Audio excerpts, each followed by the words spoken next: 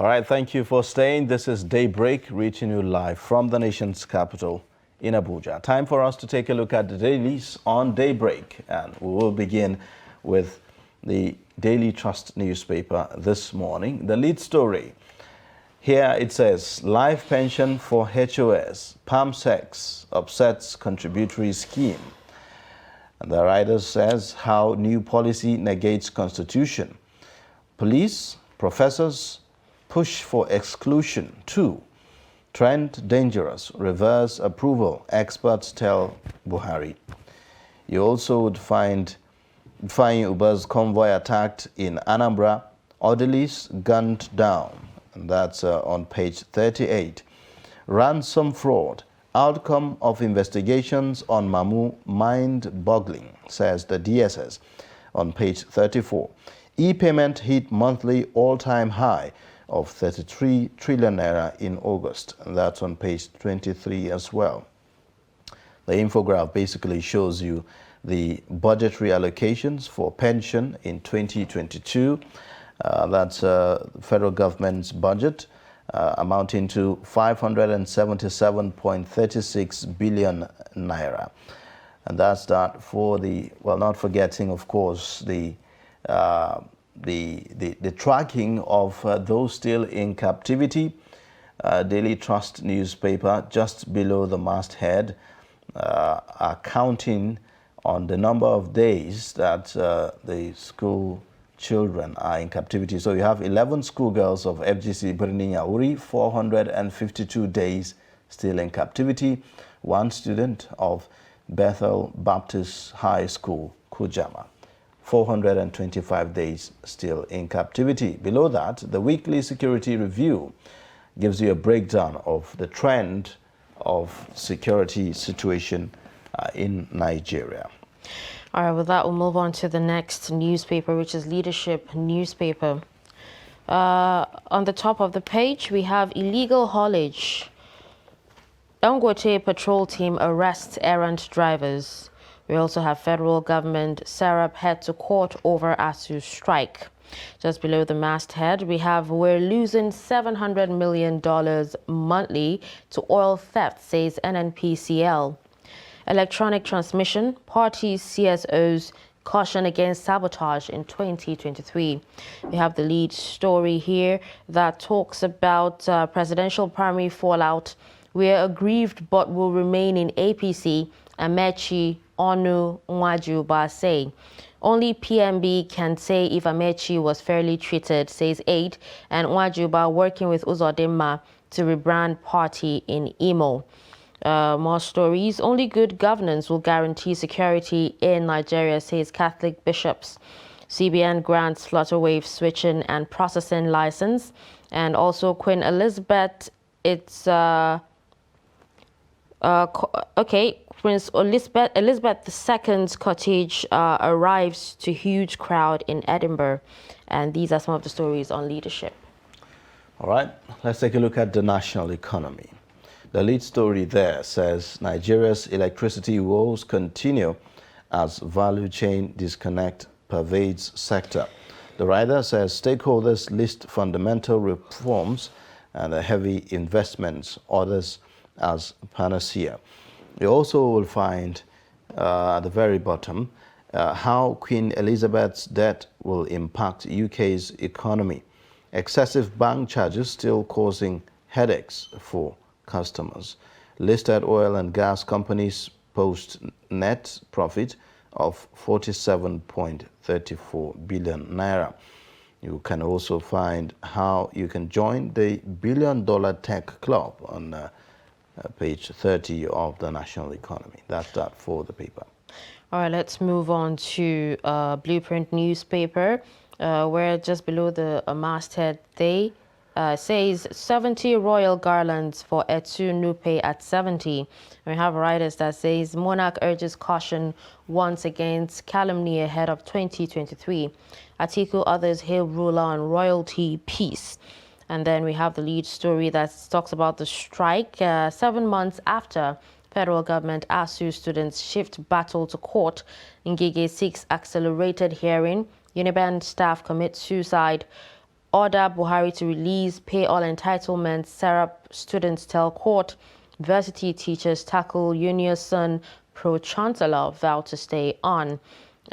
These details of that can be found on page 6. You also have just below that story a pictorial of the Oni of Ife, the Oba of Benin, and the Emir of Kano during a visit to the Oba of Benin in Edo State yesterday. All right, more stories. Flood kills 3, damages 1,453 houses in Bauchi. You also have 2023. Economy torn between hope, gloom, says Rwani. Woman gives birth in captivity. Bandits demand 50 million naira. And Riders that says police rescue 3, recover vehicle, motorcycle, weapons in Kaduna. 98 Chibok schoolgirls still in captivity, says Army. PCN sells pharmacies, patent medicine shops in Ibadan. Kogi gives 130 unclaimed corpses mass burial. APC PDP bicker over alleged plan to move Osun Tribunal to Abuja. 19-year-old student commits suicide in Osun, and e-payment transactions hit all-time high August, says NIBS. Yes, these are some of the stories on Blueprint newspaper.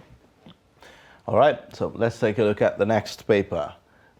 Talking about the Punch newspaper this morning, quite a lot of stories there. You'd see the lead story says FG may lose 7.58 trillion naira to contract disputes damages. It says FEM demands $2.3 billion for alleged Mambila contract breach, files fresh $400 million suit. Most cases against government due to officials' negligence, poor handling, says SANS. Buhari administration has capacity to overturn cases against the government, AGF office says. You would also see above the masthead, FG loses 13.21 million barrels oil worth 603 billion naira in 2022. 500 senior doctors left Nigeria, says medical body. SANs, profs to defend ASU before industrial court. Total manufactured goods for 36%. Inflation may worsen. You'd also find other stories below the pictorial. Tributes as Queen Elizabeth's coffin arrives Edinburgh. That's that for the Punch newspaper this morning. All right, up next is This Day newspaper. From the top of the page, mourners pay respects as Queen Elizabeth II's funeral procession begins. And we have more stories. Atiku presents policy plans at Editors Forum tomorrow. Akeredolu, most qualified to head Southwest Tinubu Shetima Campaign Committee. Federal government asks court to order lecturers back to work, and Riders that says report. Nation's public universities grossly understaffed. Reveals some institutions have just 2 professors, 5 doctoral degree holders. The lead story here says Nigeria's $15.7 billion 2022 fuel subsidy projection to exceed all 36 states' budget. And we have Riders that says monthly stolen oil equivalent to budgets of Osun, Kwara, Ekiti. NNPCL loses $700 million monthly to crude oil theft.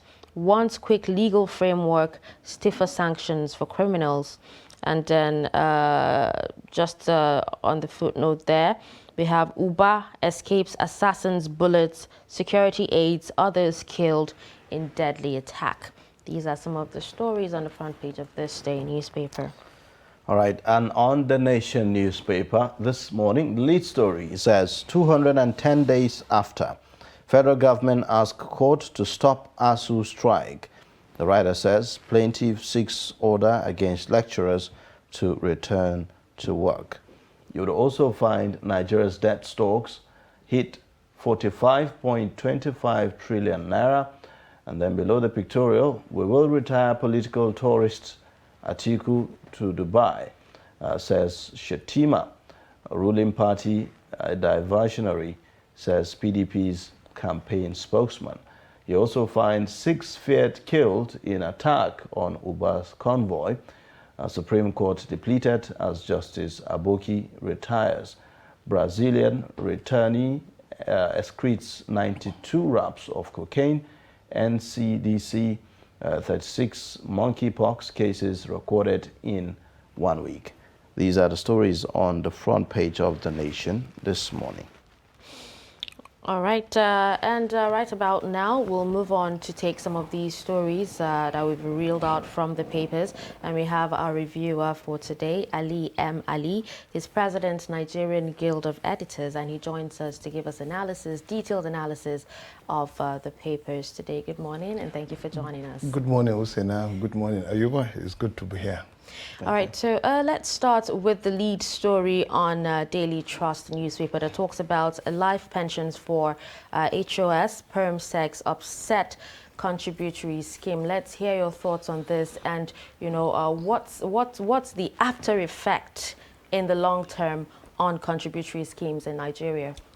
Well, you can see experts are already kicking that it's like the paper reported that is upsetting the contributory scheme, and I would expect that others excluded also will be up in arms against that. And if you look at there is the constitutional provision there, there's no constitutional provisions for it. So I would expect there will be a lot of hues and cries. People will kick. Those who think they've not been fairly treated in this will also be up in arms. But all said and done, why would the government do something as drastic, life pension as this? At a time the nation is, having served 35 years, you will expect, yes, people should be, pensioners should enjoy their pension. If life pension is okay, it's understandable.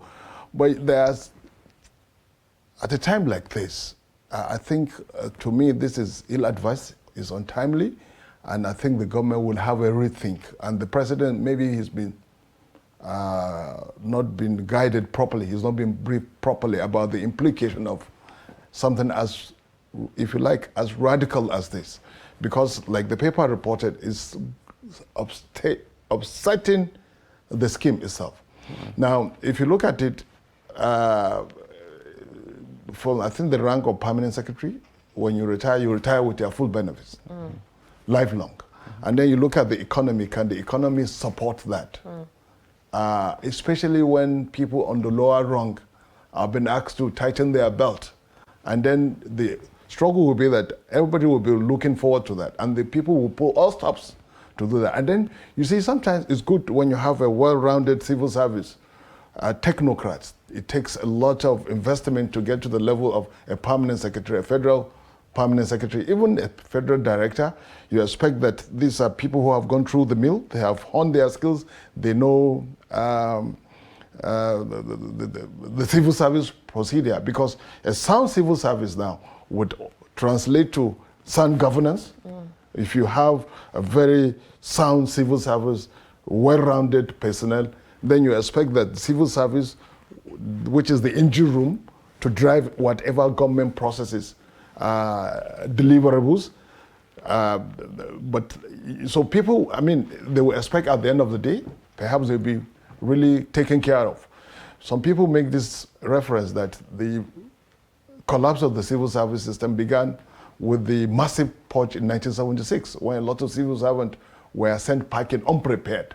So you will say, yes, this is a great incentive for people for the civil service now, for civil servants to go through the rank to the point of being permanent secretary, to retire as permanent secretary, and then even the peak, to be head of service. So, but at what cost? Enormous cost. Until this moment, people say the civil were in this mess because the civil service has been compromised. What I mean compromised from the days of the purge in 1976, when Murtala took over, and then there was this massive purge. Innocent and those who did not prepare. Suddenly, you'll be asked to go home on account of maybe suspicion that you've mismanaged what was in your custody. You've misadvised the government. And then you are left, suddenly you're left homeless. You're not sure of what's going to happen to you. Most of the civil servants asked to go home way back in 1976 do not even have a place they call home because they are living in government quarters. So you say this is a great incentive, but at a time like this, I think the government should have a rethink, the president should have a rethink about this. I don't begrudge them this, but then look at the size of the economy. We are in desperate times. Nigeria is losing money every day. Our major cash cow, that is the oil industry, the crude oil. As of now, we can't even meet the target, and then a lot of theft, diversion, stolen crude, Nigeria stolen crude, has made it impossible for the country to meet our approved daily by OPEC. Okay. Yeah, we are expected every day to 2.2 million barrels a day, but we can't. We are making slightly above 1 million, and then the rest is being stolen by a consortium of, some will say, insiders, if you like, militants, and then look at the humongous amount of money budgeted for pipelines protection. And then in return, what do Nigerians get? Zero remittance on the part of NNPC to the Federation allocation. So, but would there ever be a time that we'll consider, okay, this is an appropriate time to do this? I mean, if you look at, aside the permanent secretaries, aside the HOS, we have a lot of pensioners who have been crying about review of their pension, and many of them, considering the inflation that we are dealing with right now, as a matter of fact, are unable to meet their basic needs. And all. Absolutely. So, what do we do about this other group of people? It's a catch-22 situation. It's a vicious cycle kind of thing. At what point do you think, when is the right time to do this? People say, let me just give this allusion to this. They say the best moment to plant a tree is 20 years ago. The second best moment is now. So what, in other words, yes, now, but we have to also be very cautious of the monetary implications here. What is the financial implications here? And then you have to look at the size of the civil service, the size of those who are retiring, the figure. And then, like you said, it's only in Nigeria that people who are the level of entry, they will earn as much as at the point of exit. In other words, you serve for 35 years because of the increasing devaluation of the nation's currency. You find out at the point of entry, you will be earning as much as what you earn 35 years later, because the nation's currency increasingly becomes devalued. For example, those who joined the civil service in 1988, for example, in Leicester, they will be retiring 35 years. But you find out the value of the nation's currency at the point of entry, when you 35 years ago or 30 years ago, when the Naira exchange rate of the Naira dollar was relatively high. In 1990, for example, the exchange was 9 Naira to the dollar. In 1989, it was even a lot less. Then by 1992, it has moved from 9 Naira to 18 Naira, when the parallel market and the official exchange market was merged under Buhari, Babangida administration. So this question is, I mean, I don't know how economists will respond to that, but it's kind of catch-22 situation. When is the best time? Because economists will tell you that all the time they had a caveat, all things being equal, and things will never be equal. But then perhaps that's why the federal government is taking this drastic step to make this a lifelong kind of thing. But like I said, the Constitution is very clear, unless it will require some kind of constitutional amendment, perhaps going by the story, by the account of that story. But I think this story is exclusive to Daily Trust, and I think this is, again, being Monday. You must give it to Daily Trust for bringing to the fore. All right, so we have some disturbing stories, really. First, let me begin with the Ifeanyi Ubah's convoy attack yesterday, where we saw a number of people. I think about 6 or 7 people were said to have died. Video that went viral on social media showed, how graphic the whole situation was. It was a very disturbing one, and we understand that unknown gunmen. Again, as always, we always hear this unknown gunmen. Are we ever going to know this gunmen? These gunmen, I think they are not totally unknown. I think it's just the way the media or the way it's being reported there, I think they are known. And I think this is about the time now the police should take this thing very seriously, and all the security agencies, because it's an affront on them. Elsewhere, if you kill a cop, like they say, a cop killer, you'll be in deep, deep trouble. Until you are fished out, the whole community may be under siege. But you see, in the southeast, where IPOB elements now, which this mindless, murder of security operatives, I mean, there's some kind of communal support. Otherwise, they wouldn't have disappeared into thin air. This has been going on. Look at, of late, the elements of IPOB, and there's a separatists anyway, whether we admit it to ourselves or not. IPOB elements, just like Ansaru, just like Boko Haram, just like, unlike bandits anyway, they are separatist elements. They are agitating for an independent state. But of late, because of certain political development, they've retreated into the background.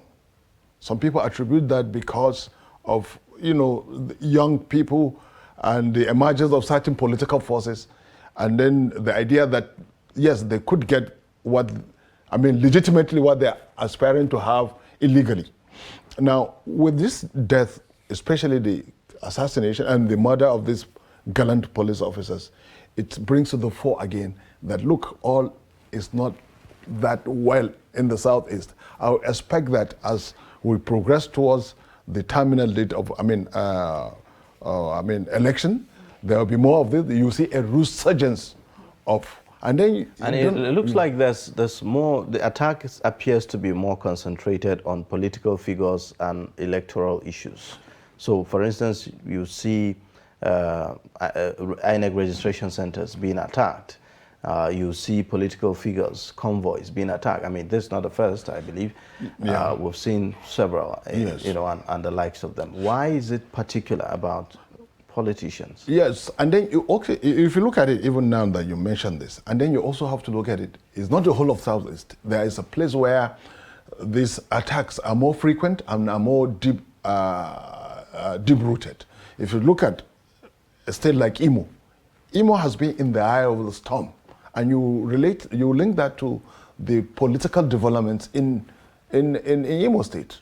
And the order that was displaced by the courts, the Supreme Court, to this moment there are people who are up in arms against that. And then the local, because all politics is local, look at the local dialectics there, political dialectics, political development, the rancor between the sitting governor and former Governor Rochas Okorocha, and then it has snowballed into so many other things. Some people say, these are mere, they could be mere speculation, but then you see, perception is everything. Like you said, most of the political actors, especially those elected, some of them, people allege they have their own political history, and even some say baggage over time. And the people who are uncomfortable, and then because of their different political platforms, you expect that if you're not in the same political camp or platform, some people would take this desperate. So would it be right to say then that it looks like this is a situation politicians are taking advantage of? Yes, and it will come back to bite them in the butt. Those who are taking advantage of this, one way or the other, because you see, violence is like a genie. Once you uncork it from the bottle, sometimes you can't get it back there. It will consume everything that is within sight.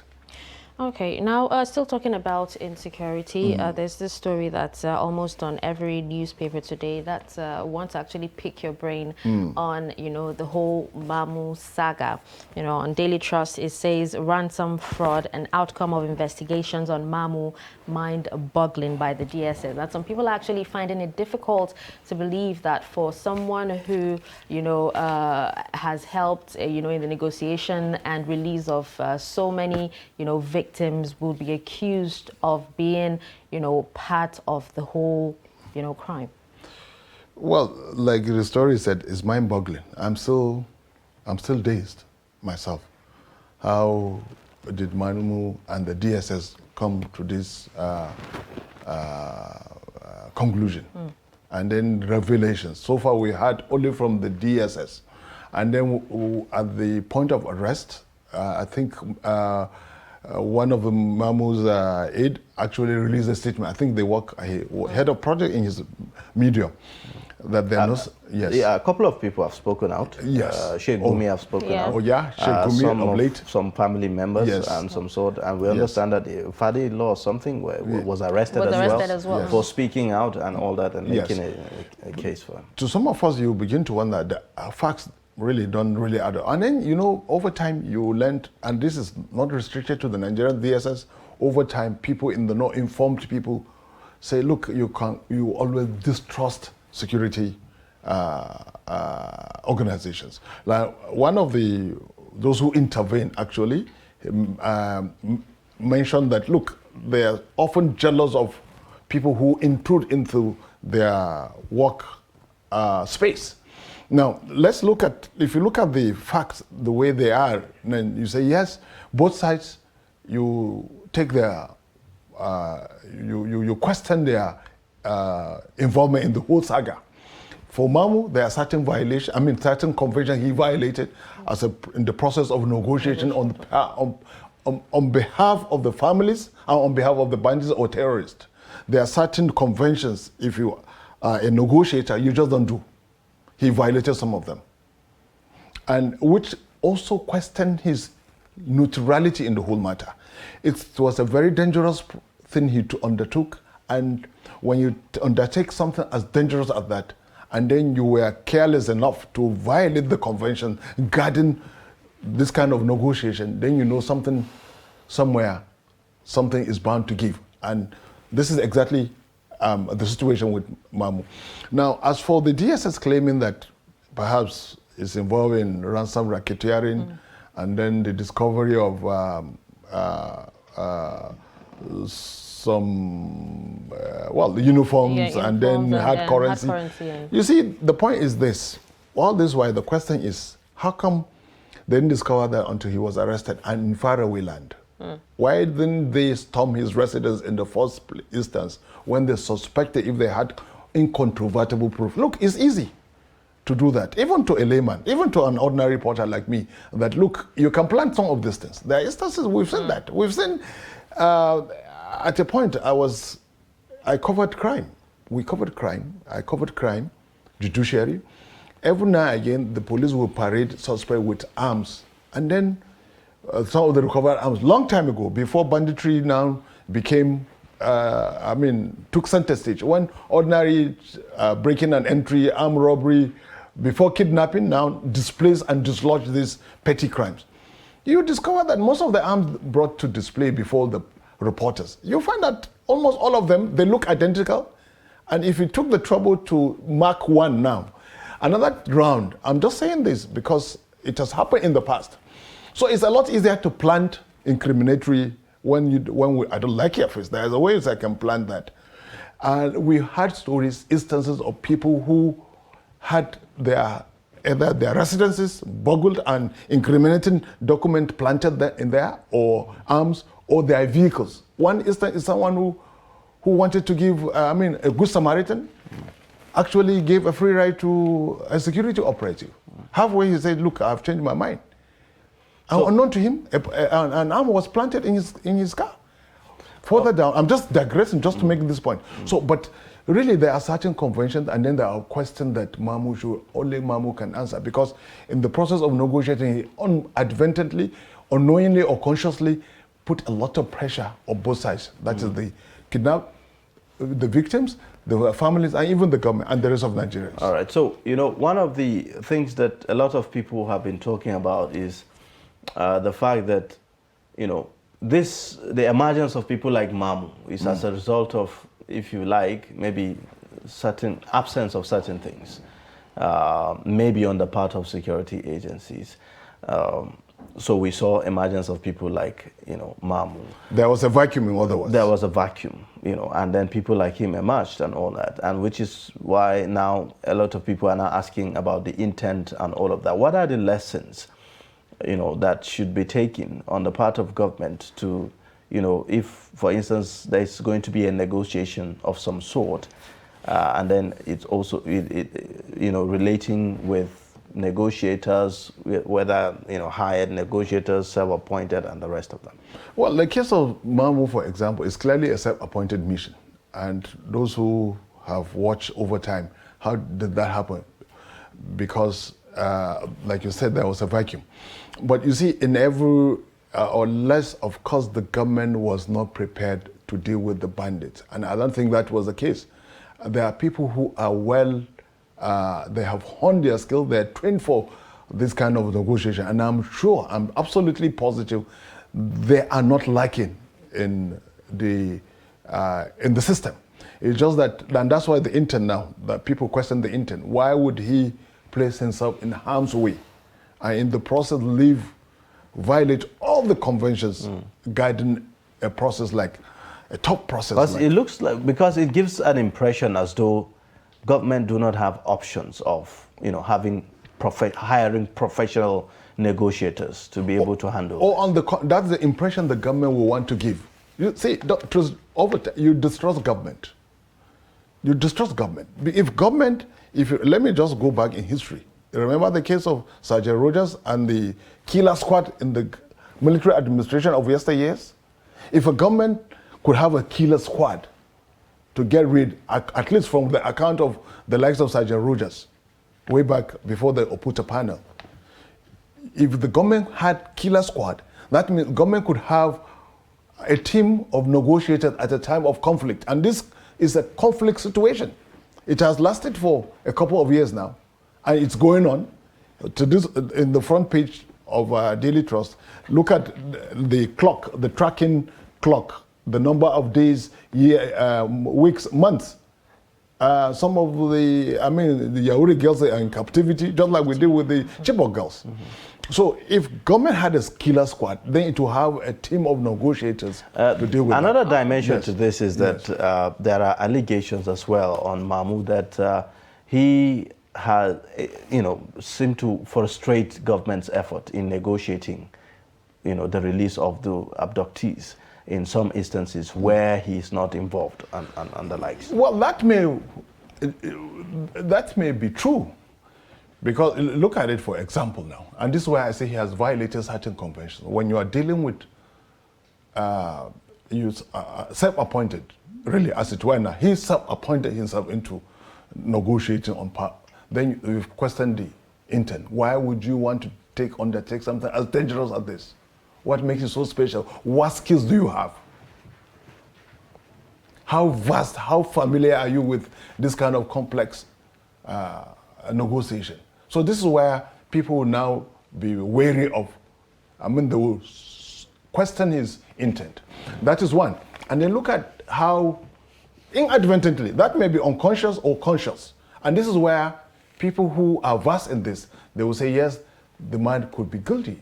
He could be guilty as charged. Why? Because instances where he will say, look, and that may not have been a Freudian slip, that unless this amount is paid, they'll start killing. You don't do that. You don't disclose how much they are charging. This is done in the utmost secrecy to protect the families and the victims. Okay, now just before we wrap up this segment, let's come back to the economy. We know that the Nigerian economy is dwindling, and the news on the economy today is mostly negative. We have one story that talks about total manufactured goods fall 36% as inflation may worsen. We also have the federal government losing 13.21 million barrels oil worth of 603 billion naira in 2022. And also federal government may lose 7.58 trillion naira to contract disputes and damages, and a firm demanding $2.3 billion, for alleged Mambila contract breach, and so many negative news on the economy, this day, today. So just share your The only thoughts thing missing is that not being any security breach. That would have been the icing on the cake if there was any security breach. So thankfully, apart from the carnage in the southeast, the IPOB attacking, you would say today at least not too much of a security breach is reported. But the economy, this is very important because you see everything revolves around the economy. Whatever projection, whatever plans, is rooted in the economy. And you look at from the account, from the stories you've read out in the papers today making the round, you see Nigeria is literally hemorrhaging. We're losing a lot of resources. We have a revenue challenge, and then we also have expenditure. If you don't have sufficient revenue, you're not likely to meet your aspiration, their goals. But now you are not even if you have the sufficient, you are paying so much for your carelessness. Some of the things like contract dispute damages, it's a result of carelessness. How could you go into contract? And then this is why you say there is complicity on the part of people who negotiate contracts on behalf of Nigeria. There is complicity. They are not different from what we discussed earlier. People who, but unlike the likes of Mamu, who are not properly versed in negotiation, in conflict situations, these are guys who deliberately put Nigeria in this sorry, pathetic situation. Remember the case of P&D contract? Some people came with briefcase, signed a contract that unless you pay certain amount of money, and meanwhile, the government of the day at the time was totally clueless about it. Some people saying that if you fail to deliver P&D, that was something, process and industrial, remember. So now we are losing oil, we are losing crude, we are paying damages, and why? Because some people somewhere are careless, and this is a time, if they are identified, they should be punished. They shouldn't be shielded. Well, thank you so much. Yeah, thank you so much for your thoughts and your perspectives on some of these stories this morning. We Thank appreciate you very much for having me. Our guest reviewer is Ali M. Ali, Deputy President, Nigeria Guild of Editors, joining us to give perspectives to the stories on the front pages of our newspapers. We'll take a short breather now, and then when we return on top of the hour, we'll take a look at the headlines again. Stay with us. But in a situation where you find that look at the not necessarily tribal or regional.